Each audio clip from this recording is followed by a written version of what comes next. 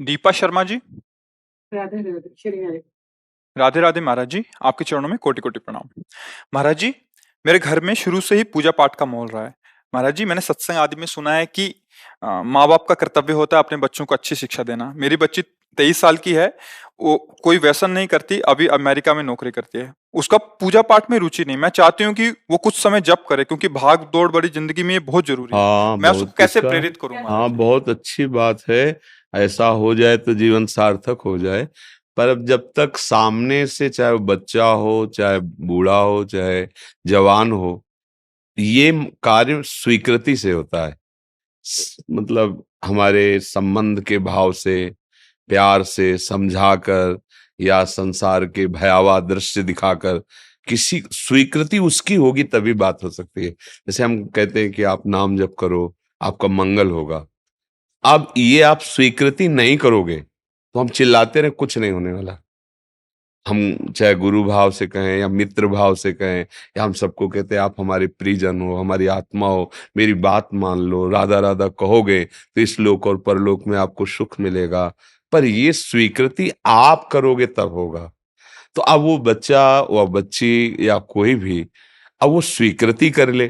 जैसे मानो हम उसको ये बात बताए कि देखो, अगर मुझे माँ मानती हो तो मेरे प्राण हो, मेरी आत्मा हो, मेरी बात मानकर तुम 10 मिनट नाम जप कर लिया करो। और वो ये बात स्वीकार कर ले कि 10 मिनट में, तो फिर बात बननी शुरू हो जाए। उसमें कोई जादू टोना नहीं किया जा सकता। ये स्वीकृति का है। देखो, ये सब बाहरी बातें हैं। ये परमार्थ नाटक नहीं है, ये सत्य वस्तु है। और इसकी स्वीकृति से होता है। जैसे कई लोग कहते हैं कि हमारा परिवर्तन हो गया, हम आपको धन्यवाद देने आए हैं। गलत। धन्यवाद आपका कि आपने मेरी बात स्वीकार कर ली। अगर स्वीकार ना करते और फिर हम परिवर्तन करके दिखा दे तो धन्यवाद माने हम। कोई नहीं कर सकता। भगवान है, वो भी नहीं कर रहे। स्वीकृति करो कि है, अभी शुरू हो जाएगा। आपकी स्वीकृति अनिवार्य है। परमार्थ में सबसे बड़ा महत्व आपका है। पर हम महत्व गुरुदेव को, शास्त्रों को इसलिए देते हैं कि था तो मेरे अंदर, पर हम जागृत नहीं कर पाए। आपने जागृत कर दिया तो जो है उसका अनुभव हो गया। इसलिए आप हमारे लिए सबसे महत्वशाली हैं। गुरु ब्रह्मा, गुरु विष्णु, गुरुदेव महेश्वरा। इसलिए नहीं, खास बात आपकी है उसमें। अगर आप स्वीकार न करें तो हम चाहे जितना आवाज देते रहें, समझाते रहें, आप उठो स्वीकार मत करो, एक फर्क नहीं पड़ेगा, एक नहीं पड़ेगा।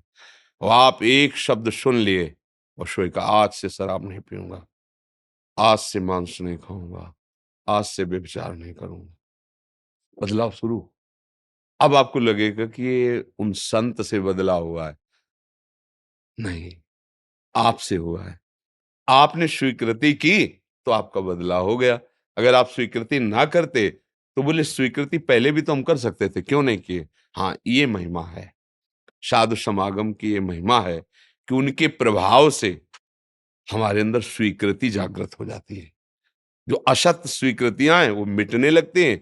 और इसीलिए साधु समागम की महिमा है। पर साधु समागम की महिमा तभी जागृत हुई जब आपकी स्वीकृति हो गई। तो इसलिए कोई भी संबंध के दबाव से, प्यार से, भय दिखा करके हमें कुछ क्षण, अगर जैसे अब छोटा बच्चा है तो वो तुम्हें जो टॉफी पसंद वो ला के देंगे, जो कहोगे। 10 मिनट तुम्हें राधा राधा कीर्तन करना है, हम तुम्हारे लिए बाल भोग बना रहे हैं, जो कहोगे। पोहा बना देंगे, हलवा पर ठाकुर जी के सामने बैठो, 10 मिनट बोलो राधा राधा राधा, हमें सुनाई देते रहना चाहिए। और आप रोज अभ्यास करो तो जब वो बड़ा होगा ना, तब वो कि मेरे माँ बाप ने पहले ही ये संस्कार डाल दिए थे, अब तो 1 घंटा करने लगे, पहले तो 10 मिनट करते थे। ऐसे बढ़ जाएगा। प्यार से, दुलार से अगर हम अपने बच्चों को अच्छे संस्कार दे पावे भागवती, तो हमारा माता पिता होना सार्थक हो जाएगा।